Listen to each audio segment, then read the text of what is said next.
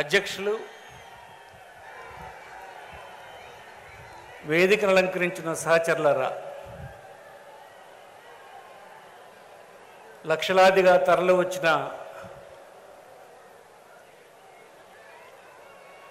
పార్టీని నిరంతరం కంటికి రెప్పలా కాపాడుకున్న సహచరులైన మీ అందరికీ పేరు పేరున హృదయపూర్వక నమస్కారం తెలియజేస్తూ ఉన్నాను.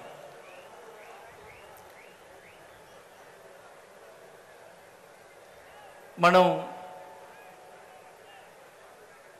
ఇతర బహిరంగ సభల కంటే ఇది భిన్నమైంది. ఈ సమయం కూడా భిన్నమైంది. ఇంకొక 2 నెలల్లో మనం ఎన్నికలకు వెళ్ళబోతున్నాం. ఆ సందర్భంగా పార్టీకి చెందిన ముఖ్యమైనటువంటి నాయకులతో, కేడర్తో, కార్యకర్తలతో మాట్లాడాలని ముఖ్యమంత్రి గారు కోరితే ఇది మనం ఏర్పాటు చేసుకున్నాం. కానీ తెల్లవారి ఒక న్యూస్ ఛానల్లో చూశాను నేను. ఇంతకుముందు ఏదో బహిరంగ సభ తెలుగుదేశంది జరిగిందట భోగాపురం దగ్గర. ఆ బహిరంగ సభకు ఇది పోటీగా పెట్టారు అని వక్ర భాషను చెప్తున్నాడు అతను. మనం బహిరంగ సభ పెట్ల కార్యకర్తల్ని పిలుచుకున్నాం, నాయకుల్ని పిలుచుకున్నాం. మీ అందరితో ముఖ్యమంత్రి మాట్లాడతాడని ఇది ఏర్పాటు చేసుకున్నాం.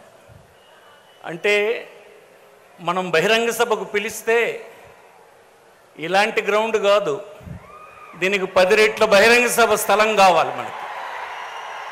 ఇది బహిరంగ సభ కాదు, ముఖ్యమైన నాయకులతో మాట్లాడడానికి పిలిచినటువంటి సభ. ఈవేళ మీకు నేను మనవి చేస్తాను, గ్రామాల్లో ఎవరైనా మనల్ని కానీ ఎవరిని కానీ ప్రశ్నించడానికి, వ్యతిరేకంగా మనల్ని ప్రశ్నించే వాళ్ళు ఈనాడు లేరు. మీ రాజకీయ పార్టీకి ఓటేసాము, మమ్మల్ని అందరినీ మీరు ముంచేశారు, మీ పార్టీ కార్యకర్తలు ప్రభుత్వ ధనాన్ని మింగేశారు, మాకు అందకుండా చేశారు, అందినటువంటి కార్యక్రమాలు వివక్షతో ఇచ్చారు, రాజకీయ పార్టీ చూశారు, వర్గాల్ని చూశారు, కులాల్ని చూశారు, కండబలాన్ని చూశారు, ధనబలాన్ని చూశారని ఎవరూ మనల్ని విమర్శించడం లేదు. దానికి కారణం ఏంటో తెలుసా? నిజాయితీగా మనందరం ఈ 5 సంవత్సరాలు పని చేయడం వలన ఈ గౌరవం ప్రతి వైఎస్ఆర్ పార్టీ కాంగ్రెస్ కార్యకర్తకు గ్రామంలో దక్కిందని ఈ సందర్భంగా నేను మనవి చేస్తున్నాను. గడిచిన 75 సంవత్సరాల కాలంలో ఎవరినాడు కూడా రాజకీయ పార్టీ కార్యకర్త అంటే ఆ గ్రామానికి ద్రోహం చేసేవాడిగా చూశారు. కానీ 5 సంవత్సరాల కాలంలో వైఎస్ఆర్ కాంగ్రెస్ పార్టీ కార్యకర్త అంటే ద్రోహం చేసేవాడిగా ఈనాటికి ఈ 5 సంవత్సరాల్లో ఏ ఒక్కరు కూడా ఏ ఒక్కరిని చెయ్యెత్తి ప్రశ్నించలేదని మీకు ఈ సందర్భంగా మనవి చేస్తున్నాను. అది తేడా అని మీకు మనవి చేస్తున్నాను. నాకు ఒక ఆమె అడిగింది, అయ్యా నేను సంతలకు వెళ్తాను, బంధువుల ఇళ్ళకు వెళ్తాను, వేరే వేరే గ్రామాలు తిరుగుతాను, అందరూ అడుగుతున్నారు నన్ను, జగన్మోహన్ రెడ్డి పనిచేస్తున్నాడు, పేదలకు ఇచ్చేస్తున్నాడు, పనిచేస్తున్నాడే అంటారు, కానీ తినేస్తాడని ఒక్కడు కూడా నాకు అనలేదయ్యా అని మాట చెప్పారు.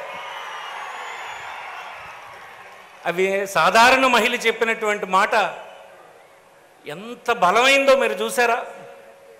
5 సంవత్సరాల అధికారం నడిపినటువంటి ఒక నాయకుడిని సూక్ష్మంగా అర్థం చేసుకున్నటువంటి సాధారణ మహిళ సమాజం నుంచి ఏమిన్నది? పనిచేస్తున్నాడు అంటున్నారు, కానీ తినేస్తున్నాడని ఏ ఒక్కడు అనలేదు అని అన్నారు. ఇది మన రాజకీయ పార్టీ నాయకుడికి ఉన్నటువంటి గుడ్ విల్ అని మీకు ఈ సందర్భంగా మనవి చేస్తున్నా. మీ అందరికీ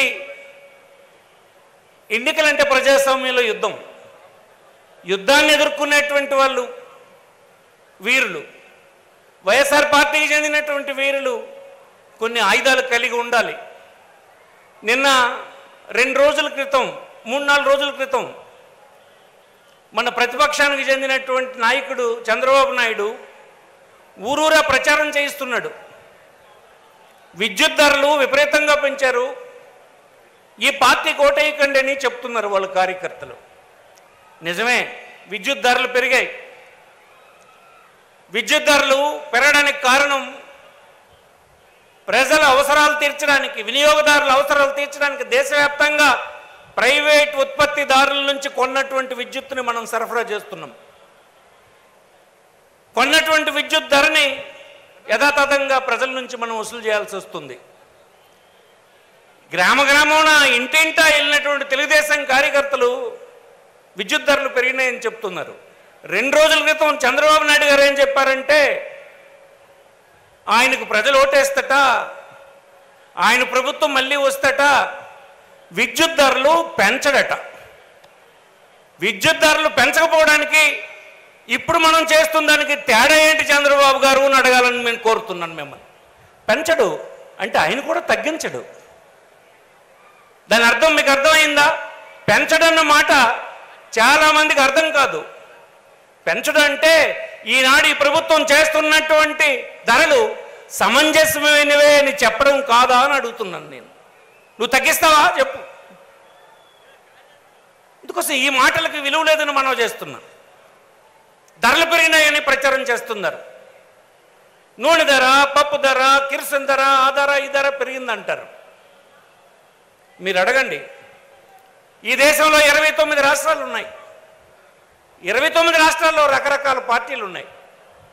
ఒక్కొక్క రాష్ట్రంలో ఒక్కొక్క రాజకీయ పార్టీకి ఇంకొక ముఖ్యమంత్రి ఉన్నారు. ఆంధ్రప్రదేశ్ కంటే కందిపప్పు, నూనె, ఇంకొకటో ఏ రాష్ట్రంలో చవగ్గుందని వచ్చినటువంటి తెలుగుదేశం కార్యకర్తల్ని ప్రశ్నించమని మన అభిమానులకి, ప్రజలకి, పౌరులకి మీరు చెప్పాలని మనం చేస్తున్నాం. దేశంలో అన్ని చోట్ల ఆంధ్రప్రదేశ్లో ఉండే ధరలే ఉన్నాయి. కానీ దేశంలో అన్ని రాష్ట్రాల్లో జగన్మోహన్ రెడ్డి ముఖ్యమంత్రి కాదు, వైఎస్ఆర్ పార్టీ పరిపాలిస్తున్న రాజకీయ పార్టీ కాదు. వారికి ఈ విషయాలు తప్ప ఇతర విషయాలు ఆరోపణలు చేయడానికో, మాట్లాడడానికో, విమర్శించడానికో ఆయుధాలు లేని పరిస్థితిలో ఉన్నారు వాళ్ళు. అందుకోసం ఇట్లాంటి మాటలను చెప్పి నచ్చజెప్పాలని చూస్తున్నారు. మనం ఒక వర్గానికి ఇవ్వలేదని చెప్పడం లేదు, ఈ కార్యక్రమం మంచిది కాదని చెప్పడం లేదు. ఏది మంచిది కాదో చెప్పనండి చంద్రబాబుకి. ఇందులో ఏ కార్యక్రమం మంచిది కాదో చెప్పలేరు, ఎక్కడ అన్యాయం జరిగిందో చెప్పలేరు. మనం ఏ వర్గాన్ని చూడడం లేదు. ప్రజలందరినీ మీరు కోరండి. మా పార్టీ వైఎస్ఆర్ కాంగ్రెస్ పార్టీ మళ్ళీ ఎన్నికల్లో మీ సహాయం కోరడానికి వచ్చినటువంటి పార్టీ. ఎన్నడూ వర్గాలుగా చూడలేదు, పార్టీలను చూడలేదు, ఇంటిపైన ఏ జెండా పెట్టారో చూడలేదు, ఇంతకుముందు ఏ పార్టీకి ఓటేశారో అడగలేదు, రేపు ఏ పార్టీకి ఓటేస్తారని కూడా కండిషన్ పెట్టలేదు. ఆ విధంగా వెల్ఫేర్ స్కీమ్స్ ఇచ్చినాము. మాకు పార్టీలు లేవు. పేదవాళ్ళకి సంబంధించి వారి కన్నీరు తుడడం, ఆకలి తీర్చడమే మా పార్టీ. మీరెందుకు పార్టీల కింద ఉండాలనుకుంటున్నారు అన్నది గ్రామాల్లో మీరు ప్రశ్నించాలని ఈ సందర్భంగా నేను కోరుతున్నాను. ఈనాడు తెలుగుదేశం ఏమంటారు? ఎందుకు తెలుగుదేశం? అధికారంలో ఉన్నటువంటి రాజకీయ పార్టీ నువ్వు తెలుగుదేశం అని ఇంకొక వర్గం అని అనుకోవడం లేదు. నీ అవసరాలు తీర్చడానికి నీ అర్హతను ప్రామాణికంగా తీసుకొని నీకు సహాయం చేస్తుంటే ఆ రాజకీయ పార్టీని నువ్వు శత్రువు కింద ఎందుకు చూడాలనే మాట అడగండి. ఈ విధంగా గడిచిన కాలంలో అధికారంలో ఉన్నటువంటి తెలుగుదేశం పార్టీ చేయలే.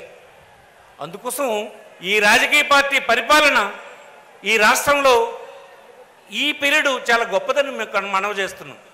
70 సంవత్సరాలు అయింది స్వాతంత్రం వచ్చింది.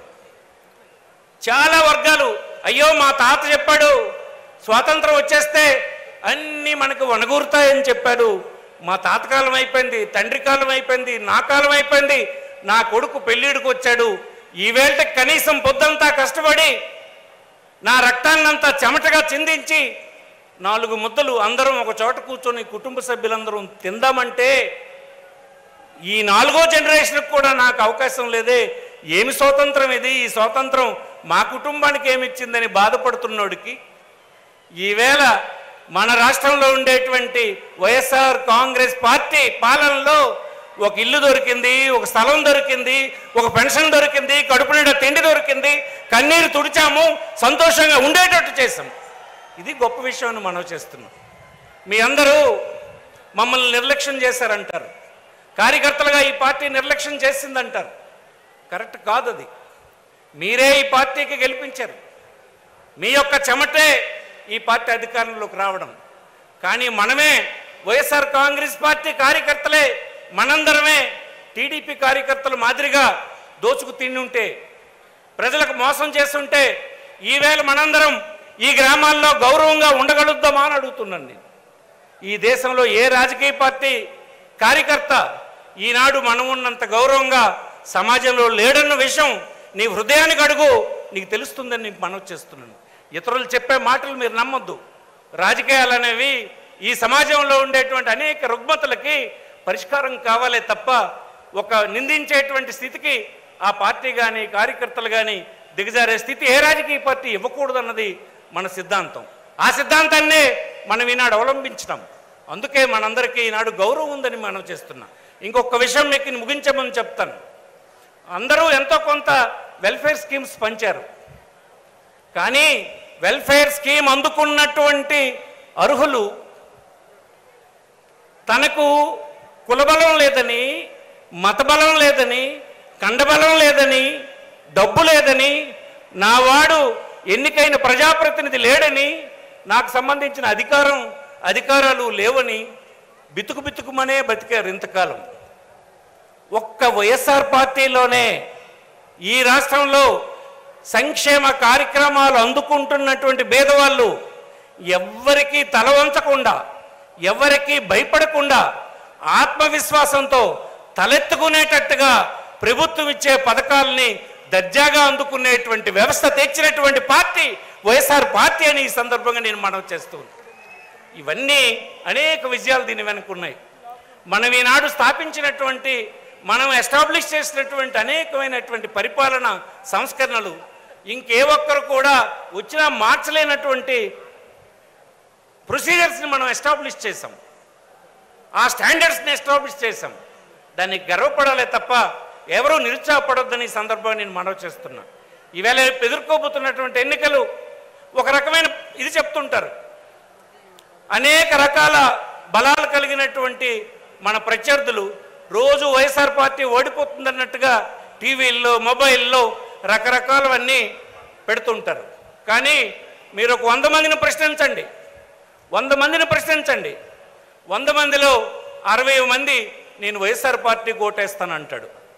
ఆ 60 మందినే మళ్ళీ మీరు తర్వాత అడగండి, ఏమరా బాబు ఏ పార్టీ గెలుస్తానంటే, ఏమోనండి టీడీపీ గెలుస్తుంది అంటండ్రండి అని అంటాడు. అంటండ్రు కానీ ఓటేసే వాళ్ళు మాత్రం వైఎస్ఆర్ పార్టీకే మెజారిటీ ఓటేసే పరిస్థితి ఉంది ఈనాడు. మీరు అర్థం చేసుకోవాలని మనం చేస్తున్నాం. ఇది కేవలం ఒక రకమైనటువంటి ఒక భావాన్ని కల్పించడానికి ఇలాంటి వార్తలన్నీ స్ప్రెడ్ చేయడం. చాలా రాష్ట్రాల్లో ఒకటనుకున్నారు, ఒకటి జరిగింది.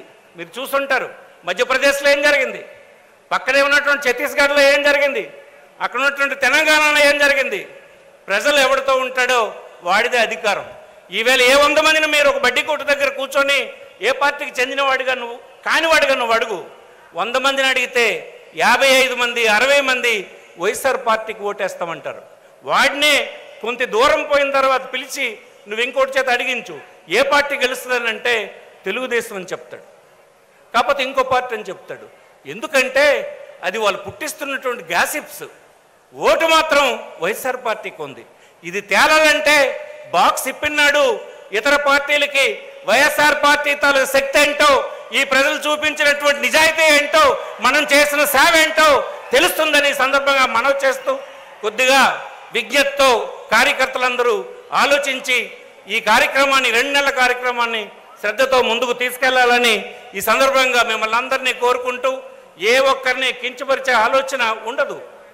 ఒక పాలకుడు కొన్ని పద్ధతుల్ని 75 సంవత్సరాలకు భిన్నంగా ఎస్టాబ్లిష్ చేయాలంటే కొన్ని సందర్భాల్లో కఠినంగా ఉండి ఆ సంస్కరణలకు శ్రీకారం చుట్టడం జరిగింది.